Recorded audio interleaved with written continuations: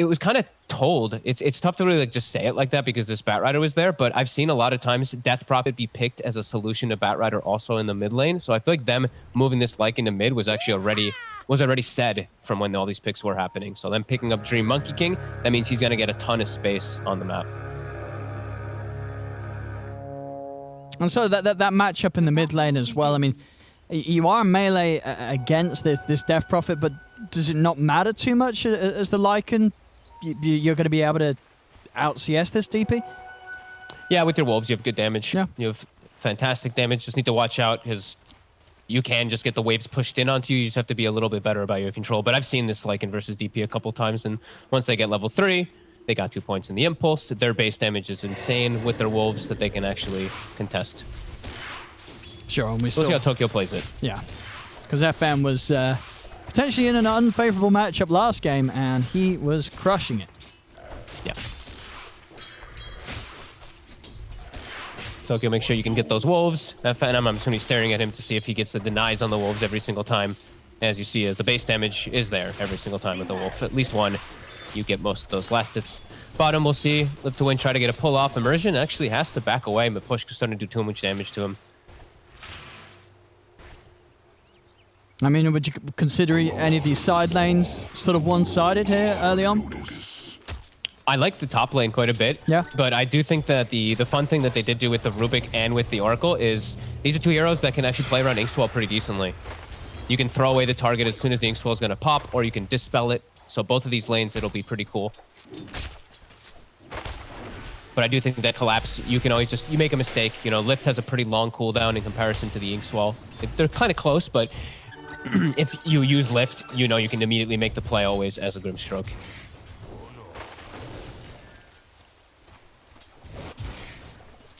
Well, we're seeing so far, at the top lane at least, definitely a little bit of a struggle for Dream as that lane is indeed securing this top farm. A bit easier for Collapse on the Bloodseeker.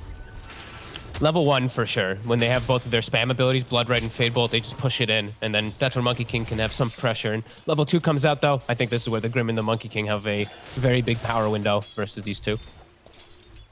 But it looks like Team Spirit, it's going to be pretty even farm lanes across all three. Pretty decent matchups for everybody. No one really just completely out of it. This Oracle can always bully away these two supports. And don't really have to worry about anything for this Ursus. You can always just dispel the sticky.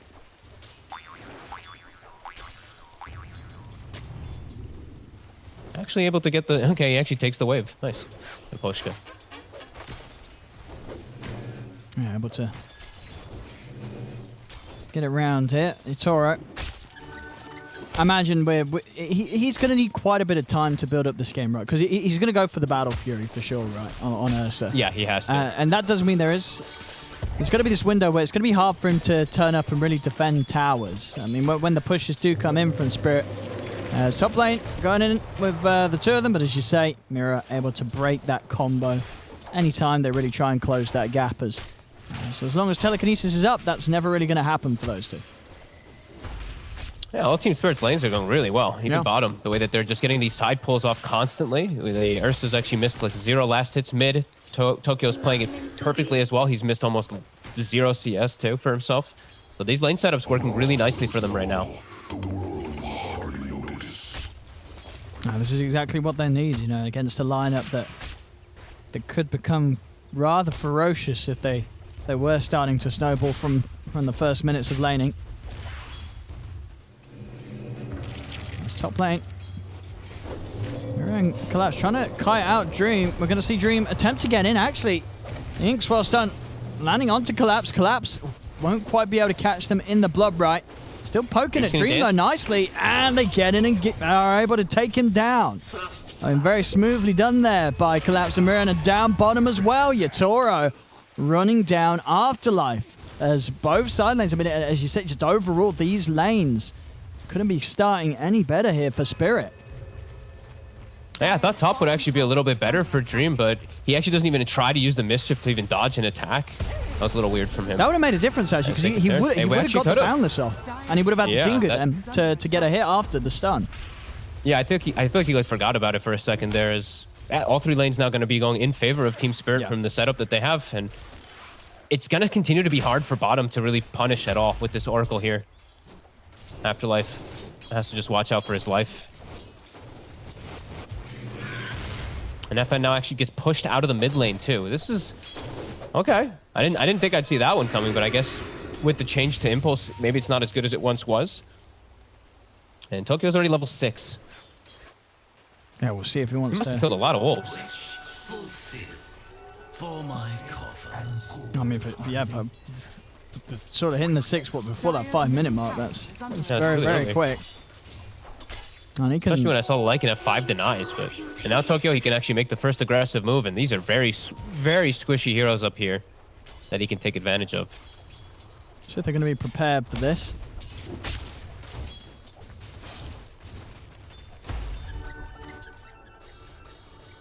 As I mean, do you like this sort of from Toronto Tokyo going for that attempt rather than just sort of saying, hey, you know what, I'm going to start hitting this mid tower with the Exorcism? I thought he was actually going to hit with his catapult. He was going to pop the Exorcism and threaten. Yeah, because he had it so early, right? Especially because his lane's not going badly top. If the lane was going bad, then I could see the reason for him moving. But yeah, a little weird is Collapse in some trouble. We'll get to throw back the Monkey King, and Collapse will be okay. He's going to check for the 6-minute rune here, Toronto Tokyo. He'll get it. He will. So, there's an invis. He's going to start moving again. He's going to top. again. He really wants to. Okay. You know, really wants to do something on this top lane. The scam from the die is going to hit it, so they're going to know that he's on his way over. He does have the invis rune pop, so that may still catch them by surprise. They saw him they have a sentry down, and the obs was just placed, so they are 100% aware that this guy's trying to dive right now. When I see FN send his wolves mid in that case to get farm, and FN's backing up and picking up his book, and he has shapeshift. He can counter gank if he sees opportunity. Tokyo is committing in. There we go. Straight in onto the two of them. TP coming over. He'll be able to burst through both of them immediately. It works out, even though they knew it was coming. Toronto Tokyo's damage just too much for Live to Win to deal with. Some weird, really weird stuff. They were 100% aware of it, and they just let him do everything. They just let him run in. They didn't even jump in the trees on the Monkey King or anything at first. I mean, they saw him go up. Do you think maybe they assumed that he had given up and left the area? Not sure. Maybe they want to just go for the punch back after. Well, FN is here. He's going to be able to pick up Mirror. Can he get any of these two? They'll jump in with the Primal Spring. Boundless down onto Toronto Tokyo. They're trying to chase a little split, though. We'll see Seneko turn over towards Collapse. Catch him with the X-Frost. But Collapse, he's out with the TP, and he is away. As both Collapse and Toronto Tokyo are able to get out of there as a little bit of a split move there from Litwin. They could have easily got Collapse if they'd all focused on him, but they instead tried to separate and chase down Toronto Tokyo as well, which was not achievable. A bit of weird stuff coming out from them for sure. Some just really weird spellcasting. They just let the tower drop to it. They saw it. I don't know. That was a really weird sequence of events, but a good hit from Team Spirit to enable Tokyo. And now they've all 3 lanes farming great. Ursa has half of the Battlefield already finished up. This is not where you want to be as Live to Win. Live to Win wants to be playing ahead and dictating the pace of the game, and they're just not able to at all now from this early game. They lost their tower so early on up top. Yeah, pre-8 minutes. As Immersion will get themselves the arcane route. So if they have the burst from, they do. Another kill for Toronto Tokyo's Dev Prophet. He's having a very good game this time round here.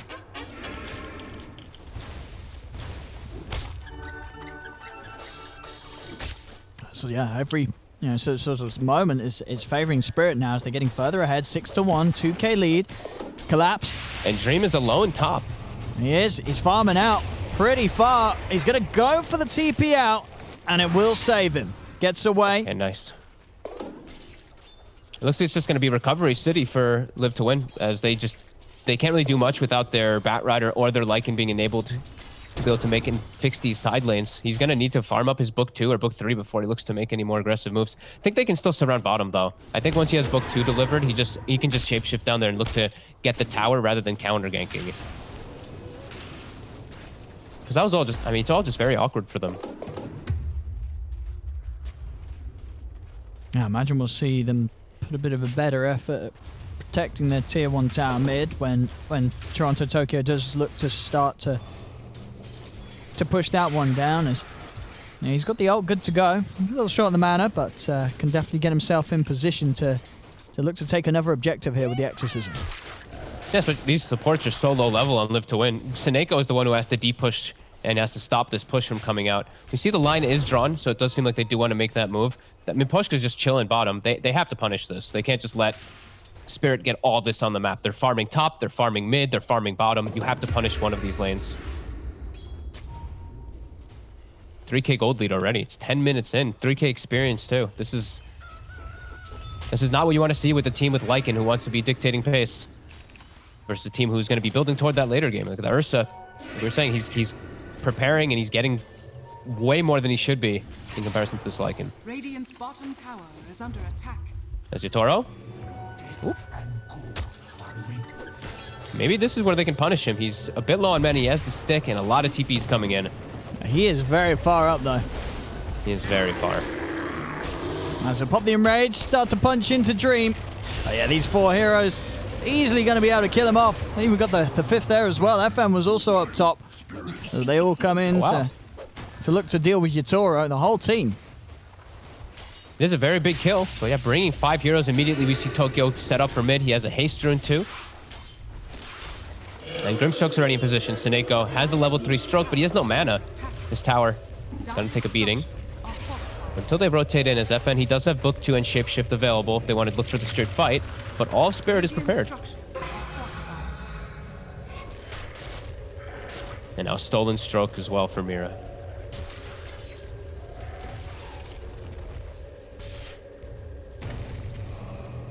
And the presence is pushing back Spirit a little bit, but FN, he walks into Silence Ruptured, he's just dead.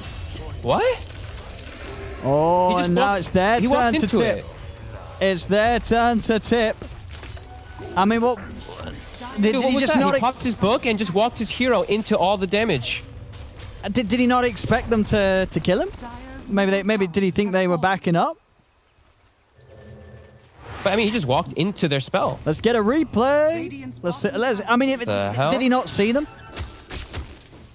Oh, he definitely saw it. They were there for a long time. Oh, he's very dead. And that's, I mean, his book was used, so now it's 40 seconds with no book and free reign for Spirit to do whatever they want. That was super weird. He's just heading over. Oh, he just walks right into it, and then as he's dying, he pops the book to give him even more gold. Okay. Well, some mistakes coming out from Live to Win. Yeah, Team Spirit really they're getting further behind. And their lineup does not want to play from behind with Lycan versus Ursa. Right now, Ursa, he's got the Battle Fury done. He's already prepared for the later stages. This is disastrous for Live to Win. They really need to pick it up in these next few moments. Yeah, they can't allow any more deaths like that to happen. Nice Live to Win. Well, managed to take this tower down bottom. Some fast timings here, though, on the side of Spirit. As we can see, Yatoro very farmed here, 12 minutes in. Battle Fury already done, and into the Roshan pit they go. And this will be this will be theirs for sure. With Live to Win over on the other side of the map. No chance of getting over here and stopping Yatoro from being able to claim this Aegis. And it's the Lycan draft who wants to be playing aggressive, not getting the Rosh. Sure, they're into an Ursa who also always wants to be playing around that Rosh, but this is not the way that Live to Win drafted themselves to be playing. They wanted to be the ones doing all this, having this Aegis, and actually taking down tier 2s perhaps at this time. FN, he now has book 3, but they are so behind. I'm going to see Afterlife TPing in on this. He's right in the middle of everybody, though. I guess didn't know that they were still around here. Thought that maybe that they'd left this area of the map. They hadn't. Everybody waiting for Afterlife there as he comes crashing in on that TP. Instantly I'm not sure what's going on with Live to Win, but they're falling apart. Just did Roche. Where else were they gonna go? There's some weird stuff going on in this game. I'm not sure. They must be having some. Maybe. I mean, last game they did obviously get the win last game, but it was quite a hard fought-out game, and we did see a dieback here or there, so maybe a little shaken up after a rocky win in the first game, and I'm feeling it here in this game too. There's a little bit all over the place. They've got some stuff online, though. Maelstrom is done, Bots on the bat, and they also have the book 3 on FN. So they do have a big power spike, but it's into Aegis. And right now, Spirit has full control of this with wards. Let's see what Live to Win can Here we go. Afterlife. What's he going to get here? He's going to be able to close in on Miposhka, but oh, no, he's not. He can't get the last off in time. Able to turn onto him over to the side. They're in onto Collapse. See if they can get the stun. They've got the Soulbind locking the two of them down. FN getting onto the backlines, but Mimposhka's able to false promise himself. They'll drag back Collapse into the Wukong's command and take down the Bloodseeker. FN, he's rooted. He's trying to run. He's able to just make it away. As FN will live. They get the 2 kills, and they are able to get everybody out of there. They don't lose anyone this time, Live to Win. This time they actually are able to cast their spells a little bit better, as they did have some trouble in the last few. As FN goes for the great target. His priority is still always going for that backline, going for Miposhka. Almost gets the Oracle, but he's able to get the False Promise full heal, but they get a good reset and get themselves some nice kills. Not exactly what they wanted, but at least something to get them on the board. And do you like this from FN, this game, opting for the Blade Mail? I guess, is this one of the ways to sort of play against heroes like a Bloodseeker when you like him? I guess so, right? You just Blade Mail run? Yeah, sure. Yeah. I mean, he is going to get ruptured every single one of these fights, so sure, it's his approach. He'll also be able to counteract it. Death Prophet can't control her damage, too, right? So Blade Mail, it's going to be able to return a decent amount, at least to Tokyo. And he is just like a pseudo carry in this game, the Lycan. It really is mostly about Dream to be that actual hyper carry, so he's just trying to find anything. It's not ideal. He wants to be able to go for AC, but I think he's just feeling that he is quite behind. Even though he's 2-1 and 2, it's behind what a Lycan would want to be at this point in the game. Top lane, Team Spirit. Themselves a very early tier 2 tower here, 16 minutes in. We'll see mid, Toronto Tokyo is going to get taken down the once. As Live to Win get behind the tower. Get rid of that Aegis on him. He went Witch's Blade too, did you notice that? Rather than going for any Yules or anything to protect himself, just more damage. At least this gives him armor, which is nice versus the Lycan as well as that Monkey King, but I haven't seen this one on a Death Prophet just yet. Yeah, I feel like it. I think we have seen it before, but maybe not this early in the build. I want to say I think some of the other CIS teams were doing it. Okay. According to the patch records here, it was only done in one other match actually. But I think that was another match here in the CIS region. So maybe they've got something going on here in this region of Dota 2. And I think one of the reasons why he feels he can sort of be more greedy with that is it's got to be because he does have the Oracle backing him up, right? Yeah, absolutely. And it's an item that is going to have its impact. It is a very strong item overall on all these like int heroes that actually can right-click a bit too. Yeah, we'll see if it pays off for him. I mean, the BKB is going to be the bigger pickup because then he's protected from this Lycan, from the constant slows. And Yules is just not a good build-up. When you're playing versus the Book 3, you never really want to go for the Yules anyway. So he's just going for his own tankiness. It's Live to Win. Get themselves some nice aggressive wards down, and they are in a pretty strong place to fight. But this Ursa, SNY Battle Fury, he is just huge. And he's getting the exact items he needs to get just to be able to stand toe-to-toe versus either Monkey King or Lycan.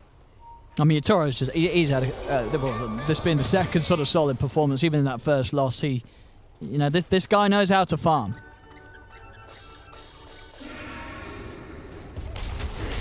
That's Live to Win. They have found you, Toro. As they've spotted him out, he's able to get the enrage off, though, before the lasso. As he steps over towards the side, he's actually going to be able to get away from this. And now maybe he can turn. He looks towards FN. FN just gets taken out straight away on the front of it all. They're still trying to finish off Yatoro. Yatoro's still alive. The false promise is there. Yatoro can turn. He's going to pick up a triple. As Live to Win, they lose 4 heroes. They try and go all in on Yatoro. They couldn't chain stun him down and stop him from getting that enrage off before the lasso came in from Afterlife.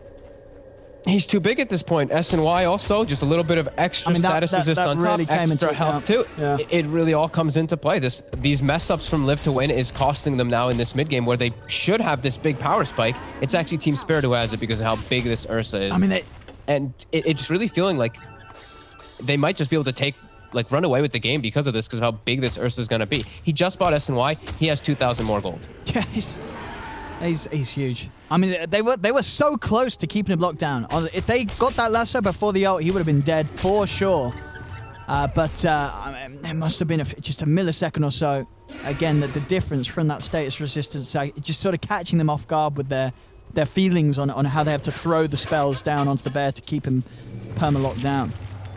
And with no hesitation, they move out and they get a deep aggressive ward down. They already had the one aggressive ward, but a second one too, to watch exactly where Live to Win is setting up. And Live to Win, they run right through that middle ward. So Team Spirit should be completely aware that all 5 are around this position in mid. Immersion. Trying to poke a bit the back line. Shatoro cleaning up some more of the summons. I mean, and it's scary now for Live to Win. If Yatoro just jumps on really any of their heroes, including any of the cores, this bear will tear them apart. We'll see it again here. Look how, we'll see how close they were to keep him locked down. So Boundless immediately followed up by the Impale, and then Afterlife, he gets in. I mean, it's so close. It's the it is so close. So close, but that little tiny fraction of a second there that he's able to pop in Rage was enough for Yatoro to live. Turns absolutely everything, as Tokyo now almost BKB, so he'll have the solution versus a lot of this damage that is going to be coming out from Live to Win. And man, Dream really has his work held up for him here this game. This Monkey King is going to have to do some crazy amounts of carrying somehow.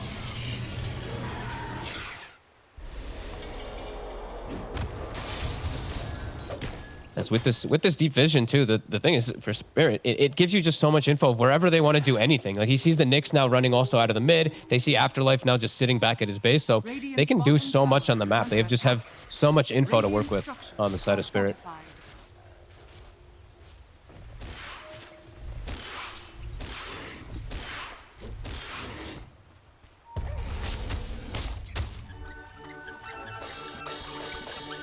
Let's see what Live to Win's next move's going to be. As I don't know how they make jumps around this bear.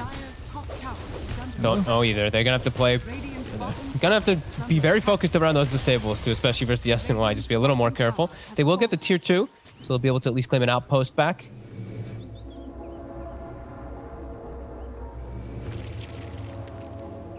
Ping's coming out though. Spirit, they're aware of this positioning of FN. On FN.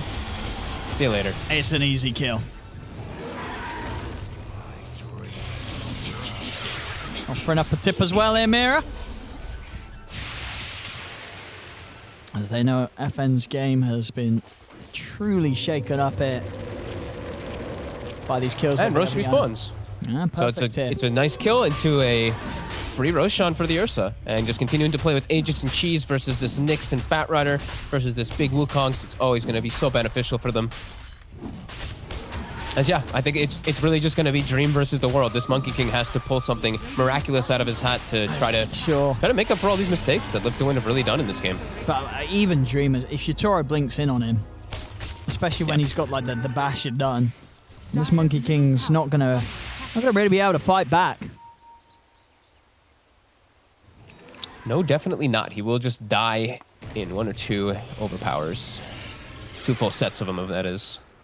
As just with all this vision, look at Miposhka. He's just walking in confidently as they see everything over here in Seneko. He's just dead.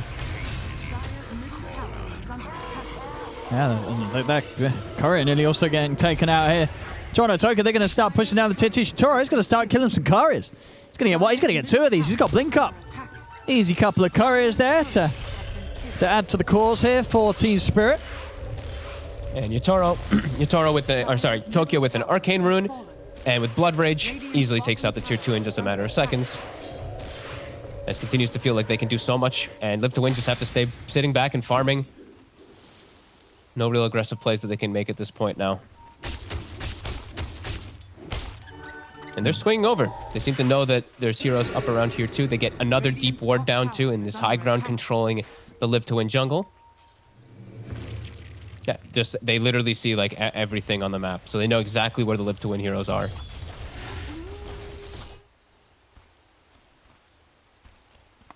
They've done their preparation too. Like all the itemization, I'm really liking it when I'm clicking through everyone on Spirit. They've got the Crimson Guard in just in case of all this damage to be able to block the Wukong, to be able to block versus the Lycan summons and all that too.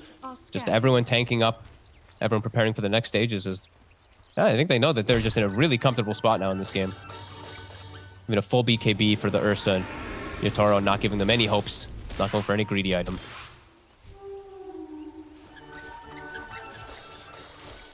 Toros. He saw the book get resummoned up here, so they know the FN's in the area. Yeah, he wants the and money. He's just gonna kill the book. He wants Free the money. Easy money. And Afterlife's coming into this. Mira's already. They're already looking to TP out. They will cancel the TP to help out, but Dream's going to turn up. Mira's going to be dead for sure. As Toronto Tokyo, he's got the cheese and the BKB. And put the BKB as Live to Win. They'll try and chase a little bit. Yatoro's making his way over though. As soon as the Ursa turns up, they need to start backing away Live to Win. As Yatoro trying to chase in onto Immersion. See if he can keep himself on top of the Nyx Assassin. No, they've got the Yules from Afterlife. That'll stop the chase here from Yatoro. Decent. Live to Win, buying themselves a little bit more time, getting Dream a little bit more farm. It really is just buying time for Monkey King to get 6 slotted. The Scotty could be a pretty nice pickup for sure, versus the Death Prophet in particular, versus the Ursa. Good kiting item. And he is finding the space on the map. It's just this, the Ursa just looming way above him. But they are scouting the Ursa. I'm seeing them. They're sticking a wolf on him to make sure they are keeping tabs of Yatoro's positioning. If they can fight away from the Ursa, can still see Live to Win have a chance in this game.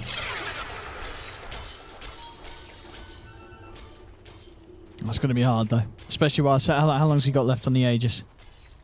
They've still got a minute, so good time to find a fight down bottom. Gonna blow everything onto Mira here. Wukong's and the lasso, no messing around to make sure that Rubik goes down.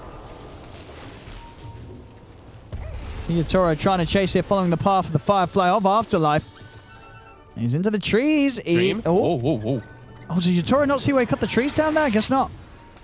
Doesn't quite see the trees cut down to the right.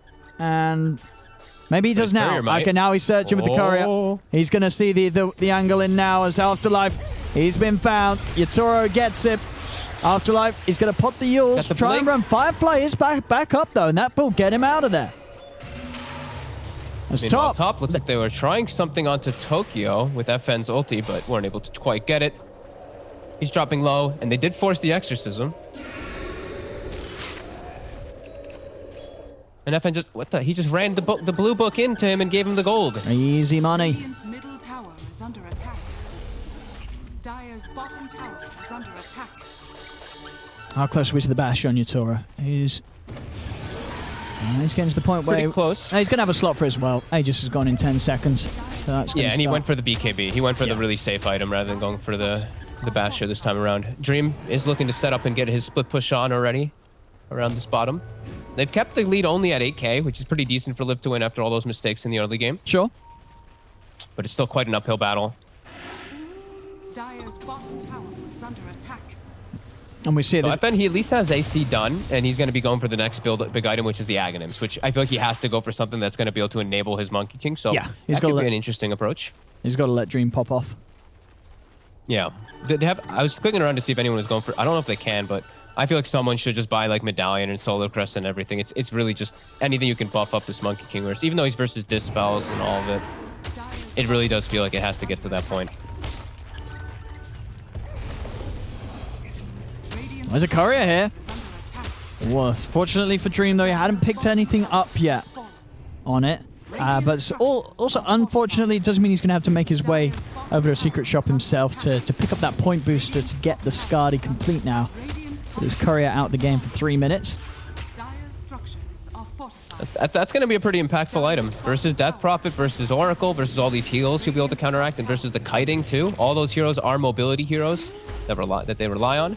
But that could be pretty nice. That could be a decent comeback for them. The Wukong's is going to be absolutely everything. As the line is drawn, Team Spirit, they want to push forward here. Arcane Rune on Tokyo, Exorcism in 10 seconds. Yeah.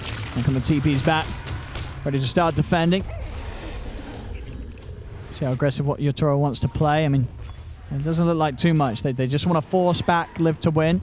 They're going to pop the smoke, actually, both sides. Spirit's ready to hunt and see if Live to Win left anyone out on the map. At the same time, Live to Win ready to go straight out the base and see if they can catch Spirit. Are they going to try to reclaim the outpost for themselves? Yatoro might just go for it. Yeah, he's going to do it. Let's see if Live to Win... away that outpost. Live to Win. Can they do anything here? if they see anybody split up. We're going to see some of them breaking from the smoke already. Afterlife still on the hunt, seeing if he can get maybe a lasso to start things off. Collapse.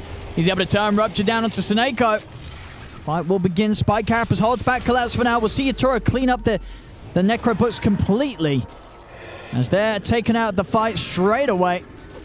Live to win. Holding off to the side. Still being very cautious about what sort of jump they'll make to get in on this.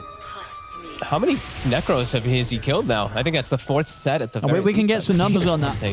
He's gotten a ton of gold from it. FN has to be more careful where he sends them in. It has to just go on the supports. It can't go anywhere near the realms of the Ursa. Yeah, we see straight up 2k gold given away from the Necrobooks this game. 900 gold on the Ursa alone.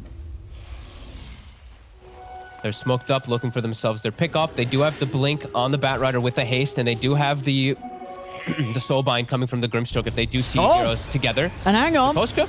He's caught a little AFK there, but Poshka just sitting in the river. Him and Mira are dead, and now they're trying to chase on for more. They're looking towards Collapse.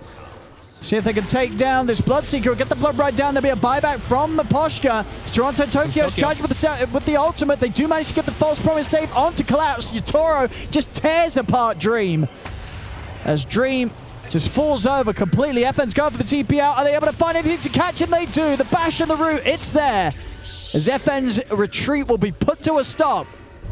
And now with the chase on from Mira, they might just catch Afterlife as well. Some Firefly on Firefly action, but Afterlife just had that movement speed advantage. Toronto Tokyo trying to chase, but yeah, he's going to have to blink up, so Bat will get out. So 2 buybacks coming out from Spirit there. I'm surprised Spirit didn't actually just swing and check the Roche. It actually spawned it right away when the fight was kicking off, and Dream has to be more careful with his positioning. He just gets caught on low ground, not on a tree, not even Sneko. And he's just dead. They're able to catch another. Still outside of the base, didn't quite make it back to the safety of his high ground. And now they're ready to push. 3 heroes dead. Good time to get some damage done. Sneko immediately popping the buyback. They'll have FM back up in a few seconds. His ultimate ready in 20. As they jump in, Yatoro, he's just going in straight underneath the tier 4s. He's in onto Afterlife. Afterlife goes down. The embrace of the Soulbind down to the 2 of them, but they're able to back away, reset. Afterlife does have buyback. As they're losing these top racks, we'll see what Live to Win can do. They've got the ult ready on FN. They're all playing on the southern side too. They know that the Monkey King's on the tree line, so they can just avoid that Wukong setup and easily trickle out of the base without any threat of losing anybody. Yeah, it's easily done it by Spirit. And a DD rune awaits them outside the Roche pit. Of course it does.